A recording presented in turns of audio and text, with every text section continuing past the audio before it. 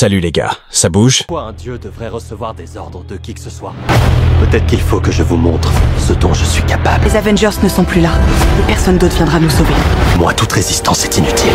Pas les super-héros les plus puissants de la Terre. On est les Thunderbolts! Tout commence avec Yelena, qui exprime que quelque chose ne va pas en elle, comme si elle ressentait un vide profond.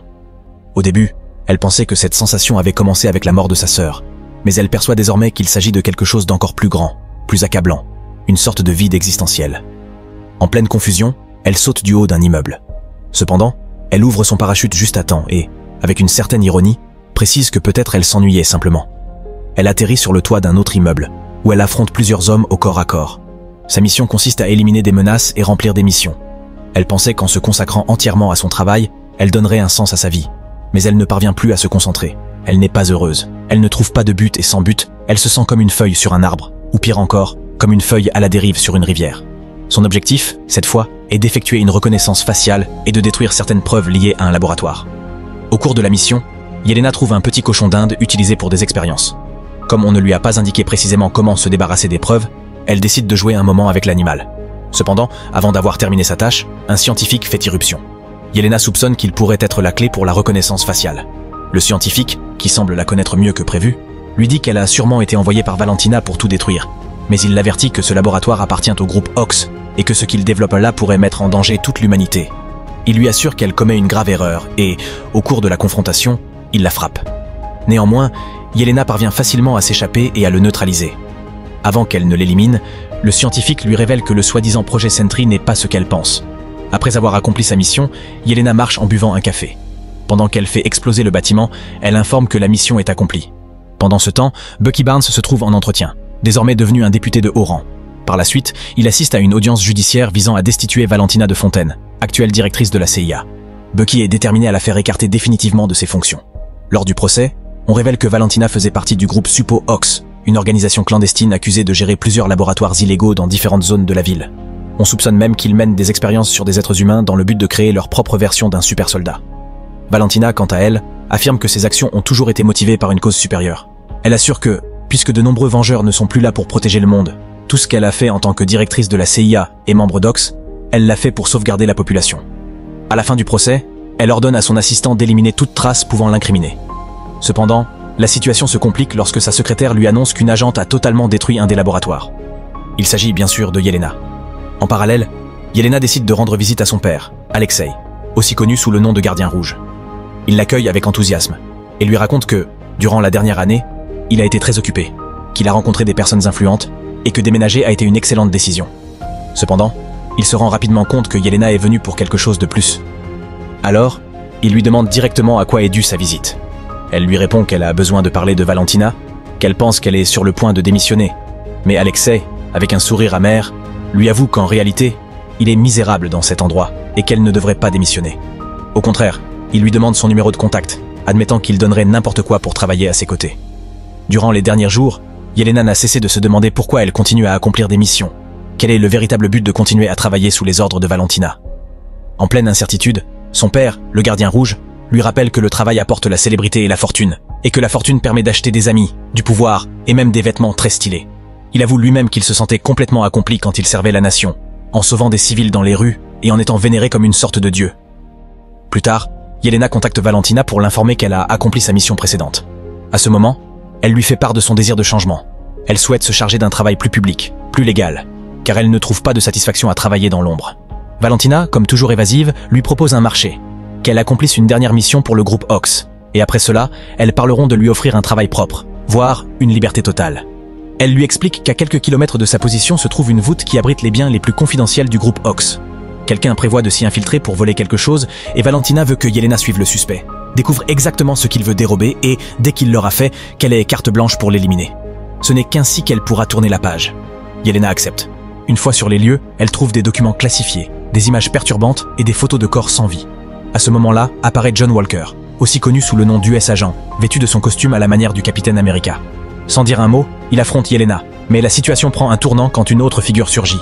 Taskmaster, qui s'avère être Antonia Dreykov, la fille d'un ancien ennemi de Yelena. Antonia a été soumise par son père à une expérience cruelle lui permettant de reproduire instantanément n'importe quelle technique de combat observée, faisant d'elle l'une des guerrières les plus redoutables de la Salle Rouge. Cependant, elle n'est pas venue pour Yelena, mais pour John Walker. En plein chaos, Taskmaster est neutralisée et tombe inconsciente. Peu après arrive Ghost, Eva Star, avec sa capacité à se dématérialiser. C'est alors qu'apparaît un jeune homme désorienté, pris de nausées, prêt à vomir. Il dit s'appeler Bob, mais il ne se souvient ni de comment il est arrivé là, ni de ce qui se passe autour de lui. Pendant ce temps, dans une autre partie de la ville, Bucky Barnes est en réunion avec Mel, l'assistante personnelle de Valentina. Elle connaît parfaitement l'identité de Bucky, ainsi que ses intentions. Lui, sans détour, lui dit qu'il comprend qu'elle n'a pas choisi de travailler pour Valentina, et au cas où elle trouverait un jour des preuves pouvant la compromettre, il lui laisse son numéro de contact, un message silencieux mais clair. De retour dans la voûte, le groupe découvre une vérité troublante. Tous, à un moment ou à un autre, ont travaillé pour Valentina. Tous ont accompli des missions clandestines sous ses ordres. Ce sont des pièces utiles, mais jetables. Personne ne les regrettera s'ils disparaissent. Ghost refuse d'accepter cette réalité. Elle tente de fuir en utilisant son pouvoir, mais quelque chose l'en empêche. Un bruit étrange, une vibration croissante, comme si l'endroit allait imploser. Et en effet, Valentina a préparé un piège. Elle a transformé la voûte en incinérateur et contrôle depuis une tablette l'augmentation progressive de la température. Son intention est d'éliminer tous les témoins qui pourraient la compromettre. Désespérés, les agents cherchent une sortie. Ghost parvient à se dématérialiser et à s'échapper, mais les autres pensent qu'elle les a abandonnés. Pourtant, à seulement quelques secondes de l'explosion, elle revient et, grâce à son pouvoir, aide les autres à se libérer. Juste au moment où le lieu explose. Tous réussissent à s'échapper, emportés par l'onde de choc. En plein chaos, Yelena entre en contact avec Bob et, sans explication apparente, elle est téléportée dans un souvenir du passé qui la hante. Elle revit sa première mission, lorsqu'elle a trompé une personne qui comptait beaucoup pour elle, uniquement pour finir par la tuer. Elle se réveille en sursaut, le visage trempé de sueur et l'âme encore plus marquée par la culpabilité. De son côté, Mel informe Valentina que ses invités ont réussi d'une manière ou d'une autre à échapper au cadeau de bienvenue qu'elle leur avait préparé dans la voûte. De plus, elle soupçonne qu'ils commencent peut-être à s'unir contre elle. Valentina, cependant, se moque de cette idée et les qualifie de tragédie antisociale ambulante, convaincue qu'ils n'arriveront à rien. Mais lorsqu'elle voit que Mel lui montre une capture d'écran où apparaît un visage inconnu, celui de Bob, elle ordonne qu'une enquête immédiate soit lancée pour découvrir l'identité de ce nouvel intrus. En conséquence, plusieurs équipes d'attaque sont envoyées en urgence. Pendant ce temps, le gardien rouge a exécuté un mouvement astucieux. Il s'est infiltré comme chauffeur personnel de Valentina, et grâce à cela, il a appris presque tout ce qui se trame en coulisses. Revenu auprès du groupe improvisé ayant réussi à s'échapper de la voûte, tous commencent à interroger Bob, qui reste un parfait inconnu pour eux. Personne ne sait comment il est arrivé là. Lorsqu'il lui exige des explications, il dit simplement qu'à un moment donné, il faisait une prise de sang et que, sans savoir comment, il s'est réveillé là, en pyjama. John Walker, irrité par son attitude naïve et désorientée, propose de le jeter directement dans le feu. Bob, sans filtre, lui répond que si lui était le capitaine America, alors le pays était vraiment en difficulté. Juste au moment où la tension menace d'exploser, Yelena intervient et parvient à calmer les esprits avant qu'ils ne s'entretuent. Bob, d'une voix tremblante, avoue à Yelena qu'il ne veut plus fuir, que sa vie n'a aucun sens. Il ressent un vide très semblable à celui qu'elle-même a déjà ressenti. Mais Yelena lui répond avec fermeté. Désormais, ils vont travailler ensemble pour sortir de cet endroit, et ensuite, il décidera de ce qu'il fera de sa vie. À cet instant précis, John Walker trouve une issue. D'un autre côté, Bucky Barnes reçoit un appel inattendu de Mel. Elle lui dit qu'elle a réfléchi et qu'en réalité, personne ne viendra les protéger, que les Vengeurs ne reviendront pas. Bucky lui répond qu'il peut la protéger, que c'est étrange que tout soit terminé ainsi, que personne ne viendra les sauver. Il pense qu'ils peuvent être les prochains à prendre la relève, mais il a besoin qu'elle lui en dise plus. Mel, évasive, lui demande s'il sait encore localiser des téléphones. Bucky, d'un ton mélancolique, répond que oui, mais qu'il a laissé cette vie derrière lui. Alors, Mel garde le silence quelques secondes, puis raccroche. Pendant ce temps, le groupe tente de s'échapper par un immense tunnel. Bien que le chemin soit difficile, ils décident de s'unir et de travailler en équipe pour grimper pas à pas vers la sortie. À un moment critique, presque tous tombent à cause d'une erreur de John Walker, mais ils parviennent à se ressaisir à temps et finissent par sortir du tunnel vivant. En parallèle, Mel remet à Valentina de nouvelles informations sur le projet Sentry. Valentina insiste sur le fait que tous les sujets impliqués sont morts, mais ce n'est pas vrai. En réalité, Bob est en fait Robert Reynolds, l'un des premiers sujets d'expérimentation. Sa présence dans la voûte s'explique par le fait que, contrairement aux autres, il a survécu au procédé, ce qui pourrait signifier que, pour la première fois, l'expérience a fonctionné. De retour auprès des fugitifs déjà sortis de la voûte, le groupe commence à se réorganiser. Mais au moment où John Walker tend la main à Bob, ce dernier est transporté dans un souvenir, comme cela s'est produit pour Yelena. Dans cette vision, Bob regarde une actualité sur son téléphone. On parle de la chute d'un grand héros. Il est tellement absorbé par les nouvelles qu'il ne fait pas attention à son propre bébé. La scène devient amère lorsque son épouse, indignée, le confronte pour sa négligence. De retour à la réalité, alors que le groupe est sur le point de terminer sa fuite, ils découvrent qu'un escadron militaire est arrivé sur les lieux. Ils sont complètement encerclés. Ils savent qu'il n'y a plus de retour en arrière. En plein chaos, ils élaborent un plan rapide pour résister à l'attaque. Cependant, Valentina, depuis la distance, émet un ordre crucial, qu'ils n'utilisent pas de force létale, car il y a quelqu'un à l'intérieur qu'elle a besoin de garder en vie. Pour sa part, Yelena décide de rester avec Bob, tandis que Ghost, utilisant son pouvoir de dématérialisation, prend les devants et les attend dehors avec de l'aide. John Walker, de son côté, se prépare à affronter la première vague de soldats qui approche déjà. Dans le cadre du plan, Yelena doit activer les lumières du lieu pour aveugler les ennemis et gagner du temps. Pendant ces instants d'attente, Yelena et Bob discutent. Lui, encore confus, lui avoue qu'il commence à se souvenir de fragments de son passé. Il lui raconte qu'un jour, on lui a proposé un médicament expérimental, censé être destiné à des personnes souhaitant changer leur vie, se sentir utile, importante.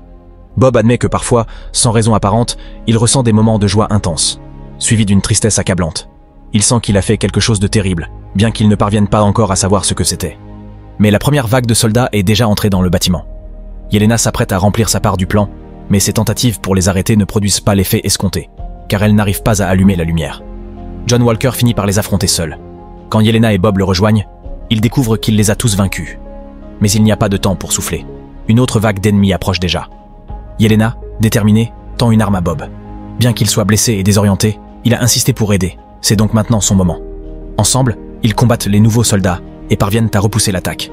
Walker, visiblement épuisé, leur annonce que dans 60 secondes seulement, une nouvelle vague arrivera. Ils doivent bouger immédiatement. N'ayant pas d'autre choix, ils enfilent les uniformes des soldats vaincus pour se camoufler et fuient par une route alternative. Bob, avec l'aide de ses compagnons, avance comme il peut, toujours affaibli par ses blessures. Le groupe croit que Ghost les a abandonnés, mais ce n'est pas le cas. En réalité, elle est arrivée avec un camion pour les sauver. Cependant, lorsqu'ils essaient de passer le contrôle d'identification, ils échouent, car leur mensonge est trop évident. Comprenant qu'il n'y a pas d'échappatoire et voulant se racheter, Bob prend une décision radicale. Il descend du camion, arme levée, crie qu'il est la cible et se rend volontairement pour distraire les soldats. Dans cet acte héroïque, il reçoit de nombreux tirs. Le reste de l'équipe, sans autre option, s'échappe. Mais quelque chose d'extraordinaire se produit. Bob ne meurt pas. Contre toute logique, non seulement il survit, mais il découvre qu'il peut voler. Stupéfait, il s'élève dans les airs pendant que les autres l'observent depuis le sol, incrédule. Dans une ultime tentative pour sauver le groupe, Bob fonce vers le sol avec l'intention de provoquer une explosion qui anéantira ses ennemis. Il ne parvient pas à détruire totalement l'endroit, mais il génère un impact massif qui le laisse inconscient et disperse l'équipe sous l'effet de l'onde de choc. Valentina observe les événements et ordonne que Bob soit localisé immédiatement et que le reste du groupe soit capturé ou éliminé. Après l'impact, les membres de l'équipe se rassemblent peu à peu. L'un d'eux demande à Yelena ce qui est arrivé à Taskmaster. D'une voix sereine, elle répond simplement qu'elle a tué beaucoup de gens. C'était son tour. Pendant ce temps, Valentina communique avec son assistante Mel pour lui annoncer qu'elles doivent déménager dans une de leurs anciennes bases. Mel admet qu'elles n'ont toujours aucune trace de Yelena ni du reste de l'équipe. Valentina, catégorique, insiste sur le fait qu'ils doivent être éliminés. Ils sont la dernière preuve de tout. Elle ordonne aussi que Bob soit transféré à New York. Plus tard, alors que le groupe marche épuisé sur un sentier désert, le père de Yelena apparaît, vêtu de sa tenue de gardien rouge. Il arrive trop tard, bien trop tard pour empêcher Valentina de tenter de l'incinérer vive, mais au moins, il est venu les aider. Alexei sourit avec fierté en voyant sa fille entourée d'un groupe de survivants, une équipe formée par volonté et non par ordre. Il lui dit qu'il est heureux qu'elle ait trouvé un groupe d'anti-héros téméraires. C'est alors que l'un d'eux mentionne qu'ils se nomment les Thunderbolts. Le gardien rouge ne peut contenir son rire. Il se souvient que ce nom vient d'une histoire de l'enfance de Yelena, quand elle jouait dans une équipe de football appelée Thunderbolts, qui, soit dit en passant, n'avait gagné aucun match. Et pourtant, peut-être que cette fois, ils réussiront. Cela a du sens. Tous dans le groupe se sentent, d'une manière ou d'une autre, comme des perdants. Cependant, en s'approchant de la ville, certains commencent à parler de se séparer, de chercher une nouvelle vie chacun de leur côté. Mais le gardien rouge n'est pas d'accord. Il leur dit que ce n'est pas la solution. Il insiste sur le fait qu'ils devraient rester unis, former une grande équipe qui aspire à la gloire, une équipe si iconique qu'elle mérite même de figurer sur les boîtes de céréales du petit déjeuner. Yelena, cependant, répond froidement. Elle pense que ce n'est pas possible. Valentina est à leur trousse, et tant qu'elle rôdera, ils ne pourront pas gagner. Soudain, un convoi apparaît. La voiture du gardien rouge ne fonctionne plus comme avant. Juste au moment où les camions s'approchent, Yelena agit la première, tendant une embuscade à l'un des véhicules ennemis. Ghost se prépare à combattre, mais les équipes de Valentina sont trop puissantes, même pour elle. C'est à ce moment précis que le soldat de l'hiver, Bucky Barnes, fait irruption sur une moto. Avec une précision mortelle, il détruit le troisième camion, bien que, dans le processus, il fasse aussi exploser la voiture du gardien rouge. Plus tard, on voit que Bucky a capturé et ligoté l'équipe. Il explique qu'il ne les considère pas comme une menace, mais comme une source de preuves cruciale.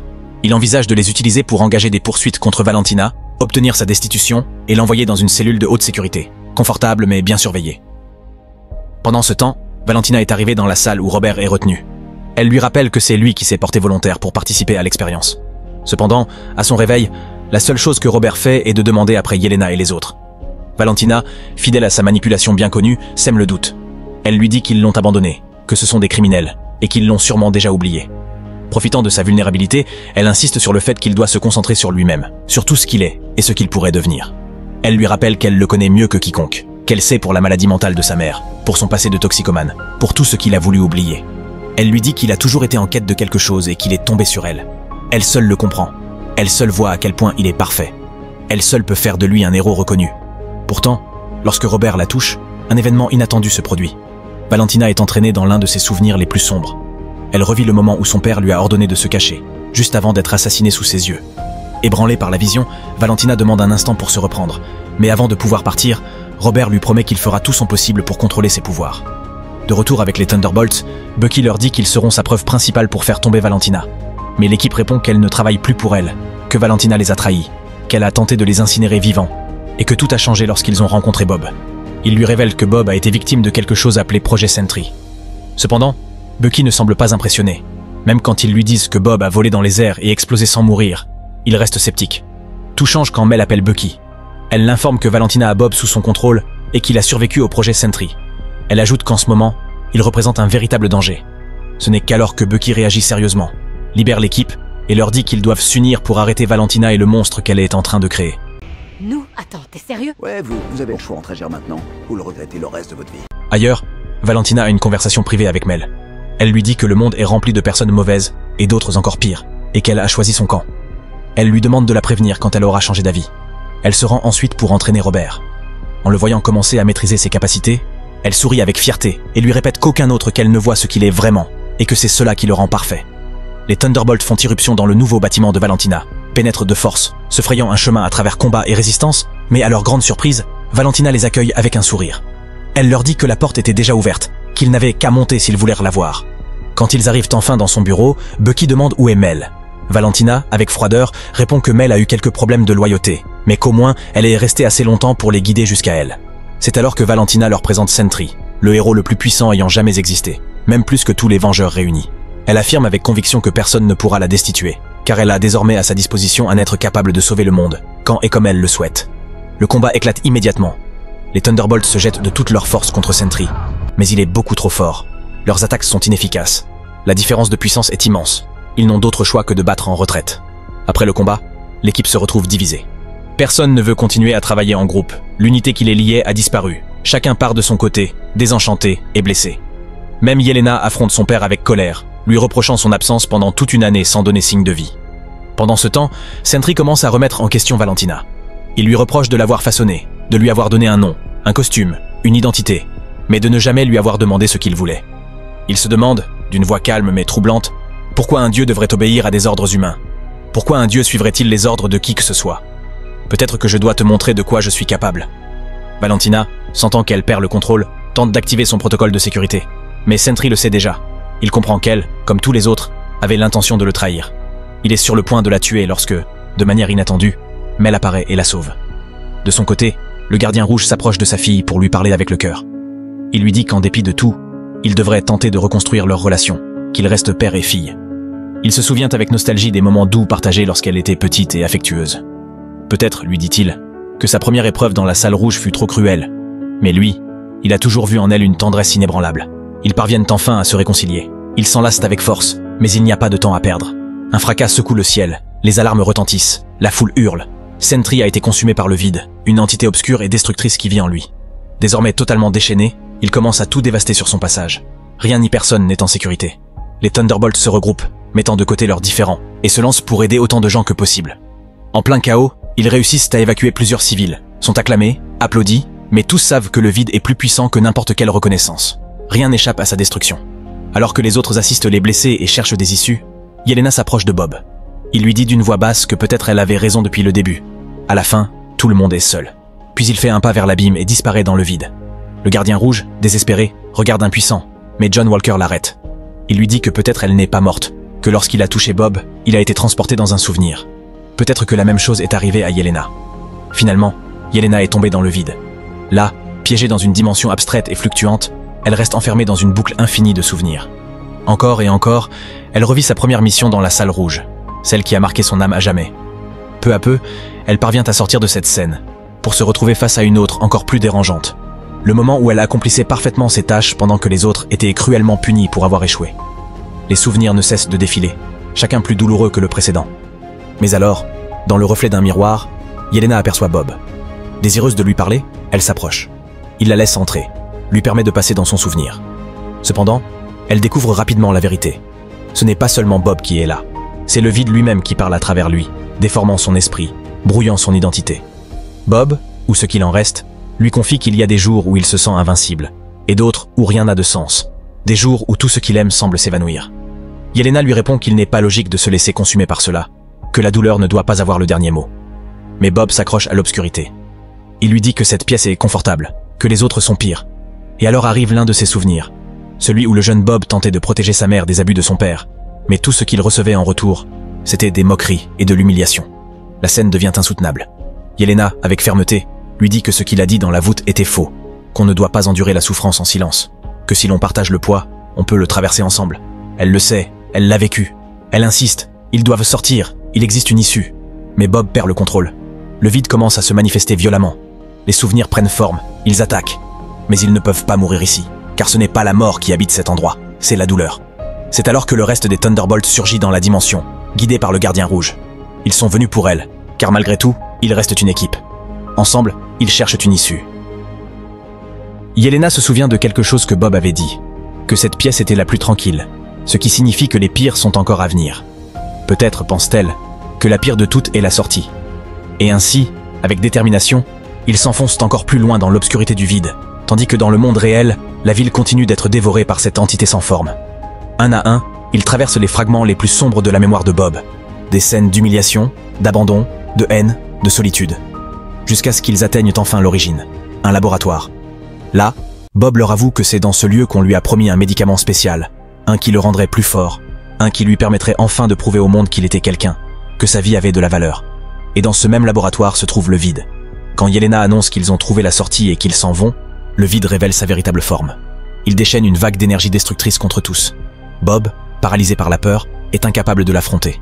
Le vide l'oppresse, l'isole, le tente. Il lui murmure que ses amis ne se soucient pas de lui, qu'ils l'utilisent, qu'ils l'oublieront. Mais cette fois, Bob ne cède pas. Les yeux brillants et la voix ferme, il affirme qu'il est plus fort que le vide, qu'il n'est plus seul. Et ainsi, pour la première fois, Bob commence à se battre. Pas pour la force, ni pour le pouvoir, mais pour la vérité et pour lui-même. Le vide semblait gagner. Il se nourrissait de la souffrance, se régalait de la douleur de Bob, l'enveloppant lentement. Bob, à bout, ne peut plus le supporter et se jette avec fureur contre lui, le frappant de toutes ses forces, hurlant désespérément, comme s'il pouvait le détruire à main nue. Mais les Thunderbolts observent avec horreur. Ils comprennent ce qui se passe. C'est exactement ce que veut le vide. L'amener à son niveau, le fondre dans le désespoir, le transformer en lui. Yelena ne le permet pas. Avec détermination, elle traverse les obstacles pour atteindre Bob. Non pas pour se battre, mais pour l'enlacer, pour le contenir, pour lui rappeler qu'il n'est pas seul.